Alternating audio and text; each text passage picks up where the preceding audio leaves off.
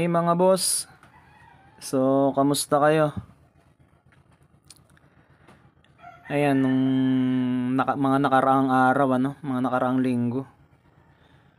Ang lakas ng ulan dahil sa bagyong Karina. Bagyong Karina ba yun, mga boss? Itong lugar namin binaha, mga boss. Pero mataas naman tong lugar namin dito sa Novaliches. Yung bandang baba namin, binaha. Sanitang. Barangay Gulod kasi kami mga boss, Novaliches, Barangay Gulod, Quezon City. Bandang Nitang binaha mga boss kasi malapit sa ilog. Itong compound namin, compound kasi kami dito mga boss. Umapaw din yung tubig dito. Gawa ng mabagal bumaba yung tubig kasi dito sa compound namin. Kaya may pumasok din na tubig dito sa bahay ko mga boss. Pero mababa lang naman. Nabasa lang yung mga upuan. Tsaka naglimas lang ng tubig. So, ayan mga boss.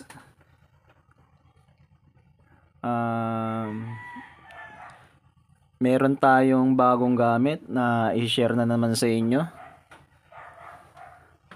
So, ito, meron na akong video nito dati mga boss. Isang power boat cable. Ito yung mechanic. Ayan yung una kong biling power boat cable. Pwede sa Android and iOS, iPhone. So, ito naman mechanic pa rin yung brand. And then pwede rin siya sa iPhone and Android din siya mga boss. So, pakita ko na sa inyo. Ayan, mechanic din yung brand niya. And then yung unit, S24 Max power boat cable. And then ang kinaganda nito, kulay green, kulay black, no? Kulay black na siya. And then maganda na yung positive negative niya, red, black. Di katulad nitong isa. Pero okay lang naman. Yellow, black naman yung yellow naman yung positive nito. So ito black edition siya, parang no? May inad ako nito sa Shopee mga boss. S23 naman nakalagay, hindi S23 Max. 850. Ito 850 rin bili ko dito mga boss. Napadanaw kahapon sa Quiapo. So nagulat ako. S24 na pala to. Mas updated kesa dun sa inad to cart ko sa Shopee na S23. Yung S23 kasi mga boss, hanggang iPhone 13 Pro Max lang siya ito. Hanggang iPhone 14, no? Hanggang iPhone 14 Pro Max to. iPhone 14 series, ayan. And then nakalagay pareho lang naman dun sa isa, sa S23 Max. 4,000 models. And then nakalagay dito, ayan yung iOS. Hanggang iPhone 5S. Simula sa iPhone 5S. Alam ko may 4 nga rin to eh. And then hanggang iPhone 14 Pro Max, ayan. Sa iOS. Sa Android naman, ayan, marami rin siyang compatible. Huawei, Samsung, Xiaomi, Glory, Oppo, Vivo, Meizu, Redmi, ZTE, LG, Lenovo, Hisense, Nubia, OnePlus, Nokia, Sony, HTC, BlackBerry, Philips, Sharp, etc. no? Over 4,000 models, ayan nakalagay. So dito naman sa gilid, ayan, for iPhone, ayan. For iPhone yan, pinagsilang yan, power boat cable. Yung dilaw, pang iPhone yan dilaw. And then tong black, for 4,000 models. For Android, no? Akala ko nga ito rin yung inad to cart ko sa Shopee. Hindi pala, S23 pala yun mga boss. So mas updated pala tong nabili ko na. S24 na siya eh. Yung na-add ko kasi, ulitin ko, na-add to cart ko kasi sa Shopee, S23 lang. So, meron naman tayong mga available na unit dito mga boss. Kaso nga lang, ay, pagpasensyahan nyo na kasi wala tayong iPhone 14 Pro Max. Mga old model lang na iPhone to. iPhone 6, tsaka tong lumang Lenovo. Old model na Lenovo. Mga benta at bigay lang din kasi sa akin to. So, start na tayo mga boss. Buksan natin.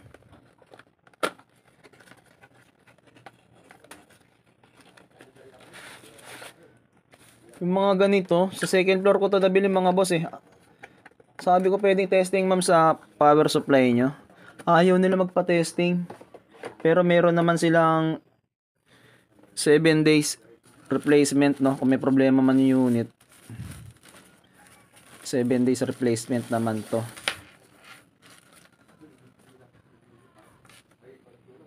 For warranty. Ayan.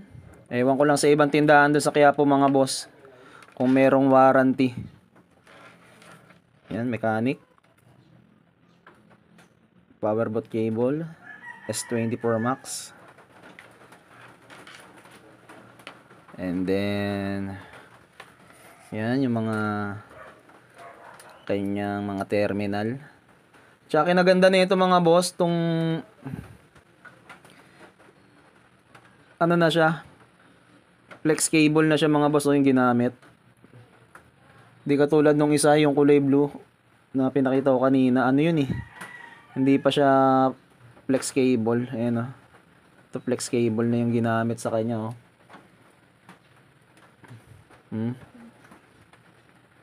Yan, parang board siya na maliit eh.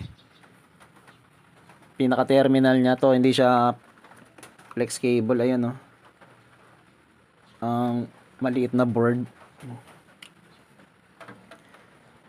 So pagaganahin natin to, syempre mga boss, sa power supply. Hindi natin gagamitin yung DIY. Pwede naman sa DIY power bank ko, gumagana naman, kaso may purpose tayo kung bakit power supply yung gagamitin natin.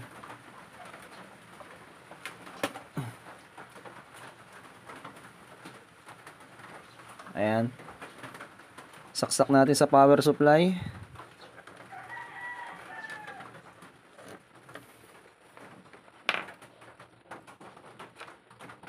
Makikita nyo naman mga boss kung ano yung purpose na papaliwanag ko. Saglit lang papaliwanag ko mamaya mga boss kung bakit. Ayan, nakasaksak na. Turo ko sa inyo. Ayan ang ginamit natin, power supply ko. Mumurahin lang yan mga boss, no? Pero napapakinabangan naman. Unti-unti naman tayo mag-upgrade mga boss. I-share ko sa inyo. Pati mga gamit, power supply, hot air. Kapag ka nakaipon na mga boss, paunti-unti lang. I-share ko rin sa inyo yung mga magandang mga gamit,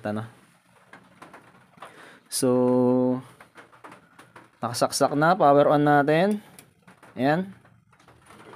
Pakita ko sa inyo mga boss. Ayan, naka 0-0. And then, wala pa siyang ilaw kasi 0-0 pa eh. Pitin natin. Paglagay tayo ng... Ayan, kita nyo ba? Mataas. Voltage. 3.7, 3.8. Ayan, 3.8 tayo. Try natin sa 3.8.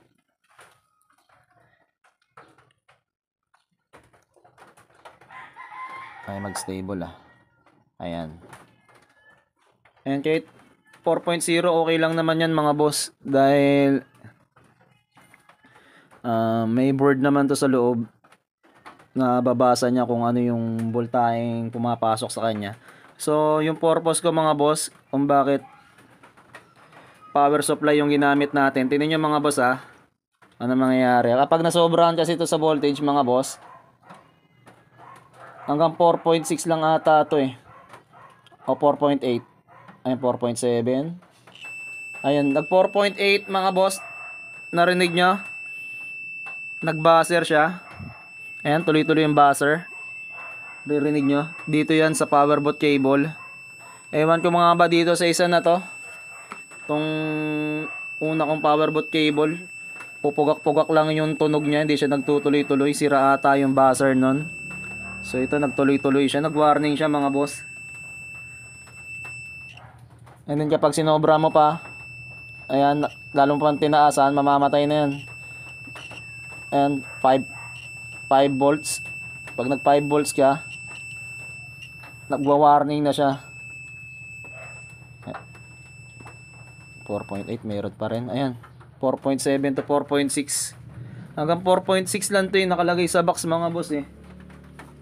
Yung ayan, 4.6, 3.7 input suggestions, nakalagay 3.7 to 4.6 volts, 3 ampere.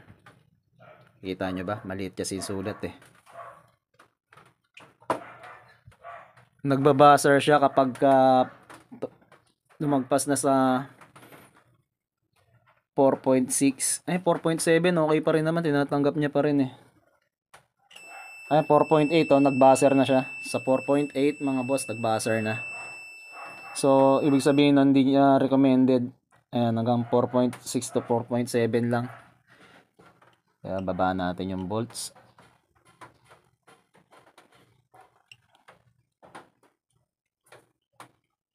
Ayan natin 3.9. Ayan. And then ayun yung purpose niya mga boss ano. Kaya power supply yung ginamit natin. Nagbabuzzer siya para mapakita ko sa inyo, nagbabuzzer siya kapag lumampas na sa limit yung voltage niya. So bang unit. Asan ba yung iPhone 6 natin? Wait lang mga boss ah.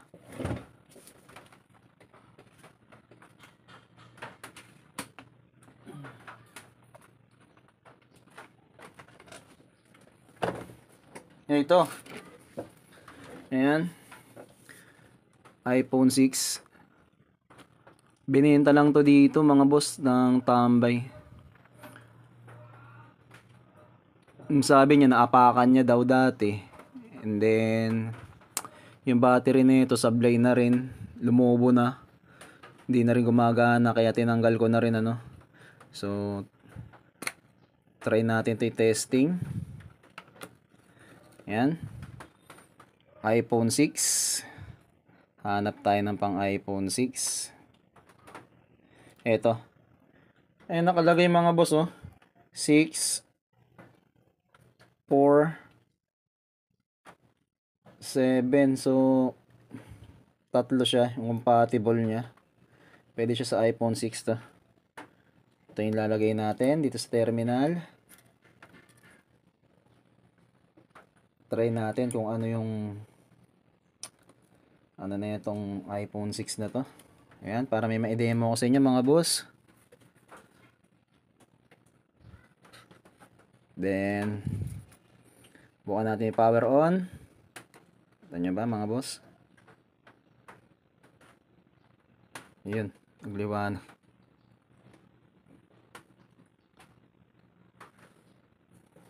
Ayan, nag-on mga boss. Kita nyo ba? Naninag ba ng aking camera? Ayan oh. Iguhit.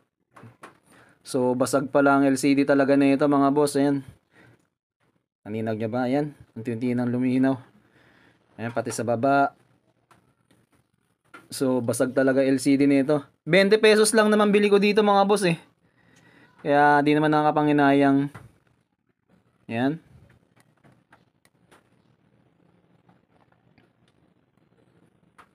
Basag talaga yung LCD niya. Pero umandar siya mga boss. Sabihin goods. To. Battery tsaka issue nito, battery tsaka LCD. And then volume, wala na rin siyang volume oh. button niya wala na dito. Ayan. Basag ang LCD. So okay lang yan mga boss. So maano ko lang naman yung demo. So meron pa tayong isa. Yung old model na Vivo naman. Try natin.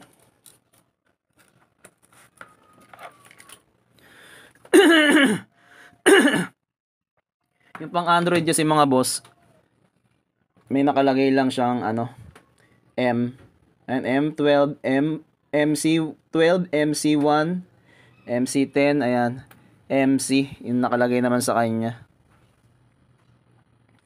So, dapat sa Android, pag sa Android naman mga boss, ayan. So, sinaunang Android lang to, Vivo. Ayan. Tanggalin natin yung terminal nito, battery. Ayan.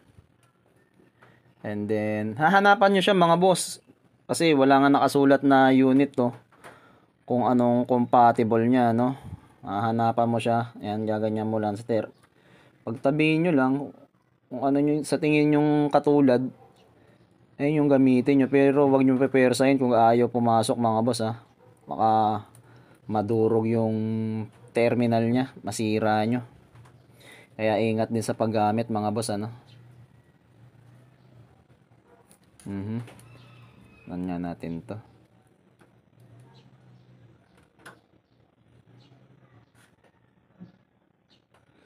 Tong MC8 mukhang kapareho niya. Mukhang meron naman siyang kapareho mga boss. Try nga natin.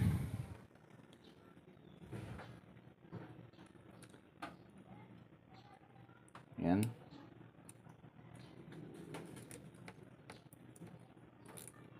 Try nga natin tong MC8. Ayan.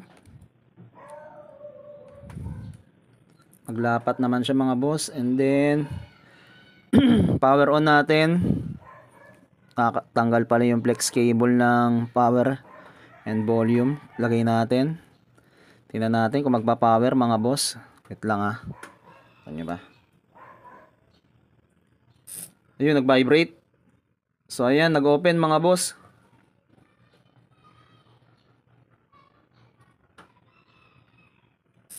Uy, ganun. Nag-pop up lang. Nagba-vibrate. Nag-vibrate ulit.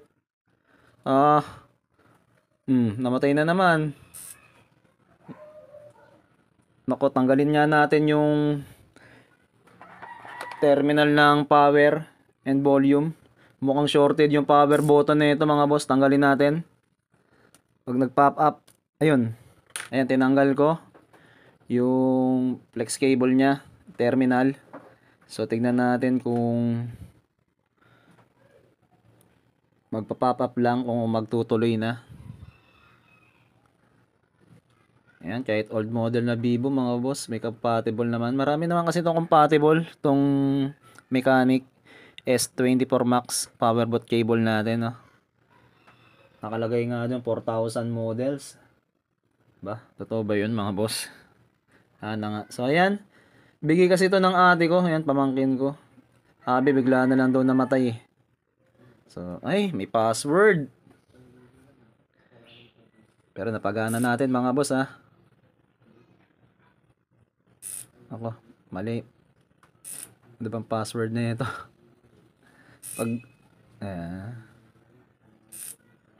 Ayan, so the phone has been locked.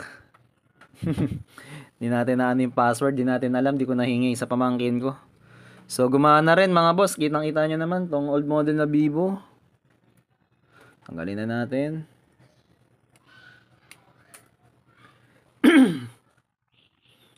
Wala tayong matataas na model dito mga boss iPhone 12 to 14 Pro Max.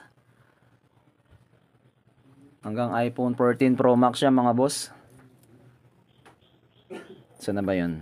Pakita ko sa inyo.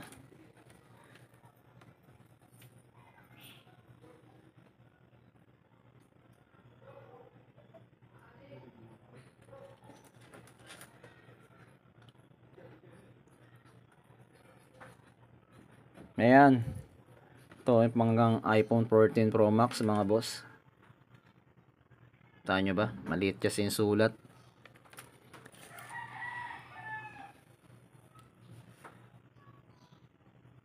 So, dalawang model lang yung, ng unit yung na-demo ko dahil yun lang yung available natin mga boss. Na maandar dito. So, sa mga di pa nagsasubscribe, sa mga baguhan, mga boss, subscribe naman kayo sa YouTube channel ko. And then, palike din po ang ating mga video. And, kapag ka may ads, no, mga boss, wag din sana tayong mag-skip. And palagi kong paalala. Wala naman bayad mga boss yung subscribe eh. Wala pong bayad yan kahit piso mga boss. Kaya sana mag-subscribe kayo mga boss para sa susunod na mga channel ko. Video ko ay ma-update ko kayo, no. So, gayon din, wag sana tayong mag-skip ng ads. At sa mga susunod na video, marami pa akong gagawin mga video mga boss. Ayan, may plano rin akong mag-upgrade ng mga gamit na gusto kong i-share sa inyo. So, abang-abang lang tayo mga boss. So, maraming salamat mga boss. Ingat po tayo palagi.